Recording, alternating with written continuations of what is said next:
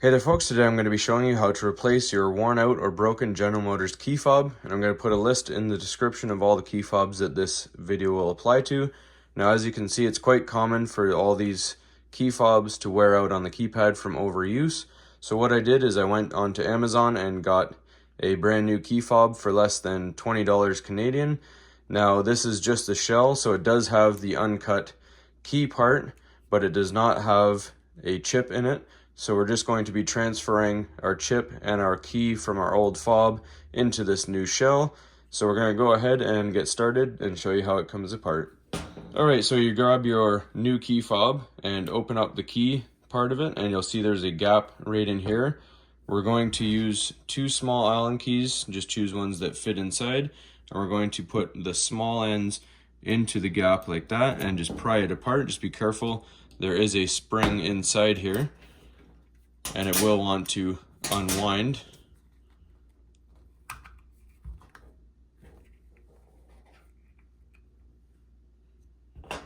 So just under this key part, you'll see right here, there's a spring and the button.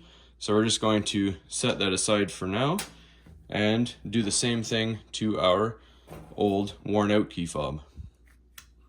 Alright, so I tried a bunch to pry this open, and it is very difficult to do it the same way as we did the new one. So what I did off camera is I took my X-Acto knife and just this little section on the top here, I cut it with my X-Acto knife. I'm not sure if it's just filled with dirt or if it's actually sealed in the factory.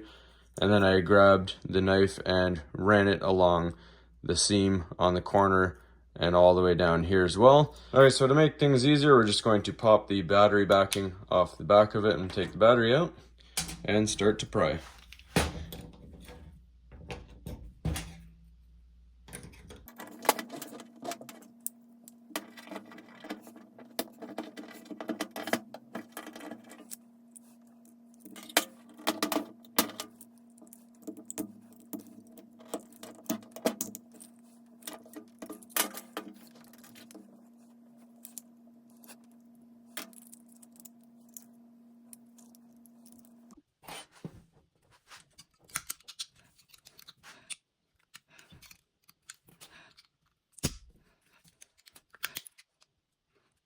Alright, so here is the new chip.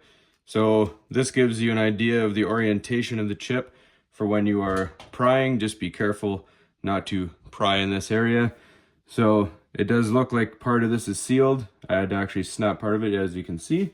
So now we're just going to transfer this and the key into our new fob.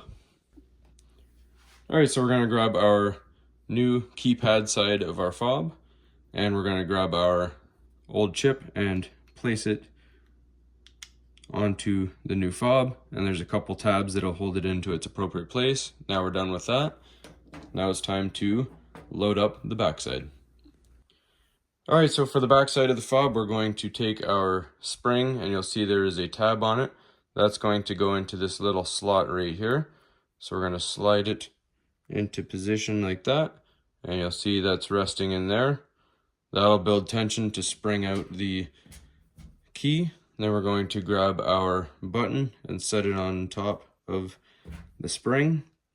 Then we put our key on top.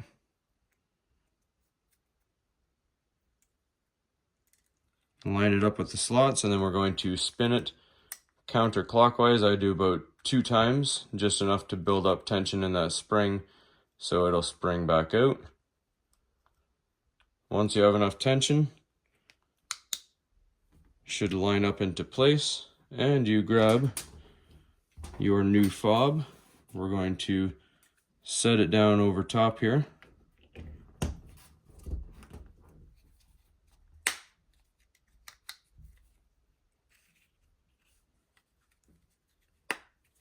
And just like that, we're good to go.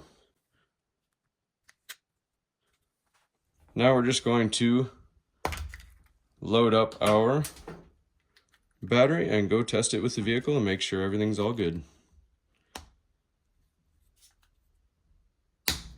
Alright, so we have our new key fob. We're just going to make sure everything works. Unlock button. That works as it should. Lock button works. And the remote start also works. So that's all there is to it, folks. Hopefully you found this helpful. And as always, please don't forget to like and subscribe.